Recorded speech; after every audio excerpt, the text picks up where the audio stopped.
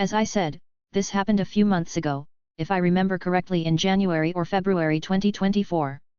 I was visiting family in southern France and did not want to stay at their place even if they offered, for personal reasons which I won't share here. Note that I visit them quite often and usually last minute, so I would never book the same place and I would sometimes book a hotel room which was more expensive but better for me as I don't necessarily want to socialize with the hosts. Even when I would book Airbnbs, I would always search flats or studio flats and not a room in a flat/house where other people live, as I want to be on my own, so this is an important criteria for me. So I booked this Airbnb within walking distance to where my family members stay, and it looks very nice on paper. I think it was marketed as a house or ground floor flat with access to a yard and a garden. It was probably one of the cheaper options, I don't remember for sure, but I wasn't going there for leisure or planning to have a very nice place for myself to have enjoyable holidays, if that makes sense, so I really wanted something for convenience and wouldn't pay extra for any kind of luxury. There were not a lot of reviews but the few ones were pretty positive. So I go to that place with my suitcase, waiting in front of the house.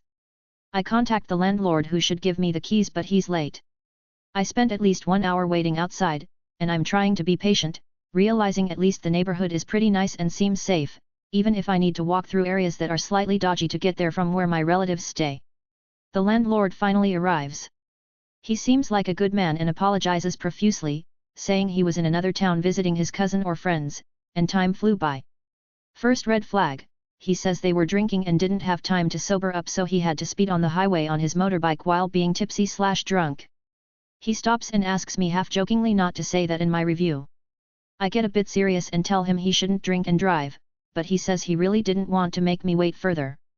I tell him I won't flag that in my review, spoiler alert, I will, but didn't want to start off on the wrong foot. The guy is nice otherwise and seems trustworthy, very chatty and open to socializing. And frankly I was just happy I could finally get in and drop my stuff. Second red flag is when he tells me I will be living in a small flat adjacent to the bigger house he lives in, but I shouldn't worry because I would have my own place, own bathroom, own kitchen, etc. I don't like that too much, but I actually think it might be good because I am not super comfortable being on my own in a ground floor accommodation, knowing anyone can get into the yard and access the front door. Again, I'm paranoid. So knowing that someone I know is close by in case something happens gives me a sense of safety. God, was I wrong? He shows me around, all seems okay, it's pretty old, but as I said, I wasn't looking for a luxury stay. The part where I would stay is on a lower level than street level, not exactly like a basement because there is access to a garden, but I need to walk down a set of stairs outside and get into flat through the backyard. This shows mostly when I'm in the bedroom, as I see through the windows that it's clearly at a lower level. Next red, or rather yellow flag is when he shows me a door close to the bedroom, which is the connecting door between my part and his house. I was kind of expecting that but thought he might need to at least cross the yard or access through the front door to get into my part of the house. He says this door stays closed and it's locked anyway, not as a warning for me not to try to open it, but more like you'll notice there is this door, it's useless for you and what's beyond it is not part of what you're renting. We chat a little bit, too long for my taste because I was tired and also still annoyed at his lateness, and not in the mood to socialize. He gives me his phone number because Airbnb chat feature is not good, it's easier to use WhatsApp. And then he leaves.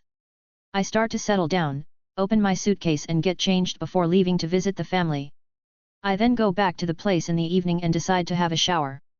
If I remember correctly, what I'm saying next happened before I took a shower because I remember locking the bathroom door, which I never do when I know I'm on my own, and I recall being quite anxious when taking the shower. So, biggest red flag before the last drop, I'm sitting on the bed, and hear a knock and someone saying my name. 2 seconds later, before I get the chance to answer or even understand where the noise comes from, I hear keys turning in a lock and a door opening. As you might have guessed, it's the connecting door, next to the bedroom. The guy enters, and says he can't find his phone, and if he might have left it downstairs. I'm a bit shocked probably because if he had come 10 minutes later, I would have probably been naked, ready to take a shower, or maybe walking around in a towel, since I'm supposedly alone. I know it might sound like I'm a pussy, but keep in mind I'm a relatively young woman alone in a house with a man in his 40s or 50s, who has control over when he can get into my place, at any time. I stay polite and try to tell him that no, I haven't seen his phone, I would have noticed, there's literally nothing except my open suitcase on a couch in the bedroom. He still gets in, speaking a lot and very fast while I'm sitting there, not fully realizing what's happening and not having a chance to tell him to leave. He looks around the flat and obviously doesn't find the phone. Then he says sorry and probably asks if everything is fine, if I had dinner or something like that, and then leaves again. At that point, I'm really wondering if I should stay or not, since I know you get refunded only if you cancel 2 nights in advance. I just thought I would lose the money for the night that has started. It was already after 11 p.m, and the following one, knowing I had booked at least 4 nights. I really needed to take a shower, but questioning if I should, I try to see if there are available hotel rooms, but it's already too late to book or already fully booked. I decide to take my shower real quick, wondering if he could hear the shower and decide that he forgot something else to get in again. Nothing bad happens. I then go back to the bedroom, get dressed as fast as I can just in case, sit down and think. I decide that I will just stay for the night and I'll probably be less paranoid in the morning, if I'm still alive. That's when I notice the chairs in the bedroom. There are 2 and one of them has ropes tied around the armrests. The chairs are in good shape and the rope is definitely not there to keep the armrests fixed to the chair, as they are just loose. To this day I have no idea why they were there. I still think I should sleep there just for the night and try to use a chair to block the door handle in the bedroom, like in the movies. But guys, this only works in the movies. I try with both chairs, trying to pile them up, even trying to use the ropes one way or another, the handle can still go down enough to open the door easily. I think that at least if I leave them in front of the door, I'll hear if someone tries to open it, but the door opens the other way, and in any case, I didn't know what I'd do even if the noise woke me up. Again, I'm paranoid and anxious, but living alone, abroad, my motto is to never, ever, take risks for my own safety, as I'm usually the only one who can save myself, so better avoid any tricky situation.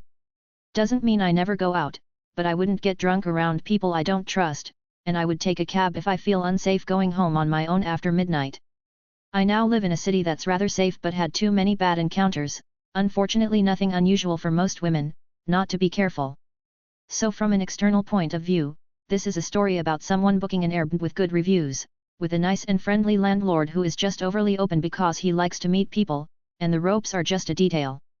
But for my anxious and paranoid self, it's the premise for a horror story or thriller where you shout at the stupid and trusting victim to get away ASAP before the guy comes back. So I decide to call my brother, who came to pick me up around midnight for me to spend the rest of my stay at his place.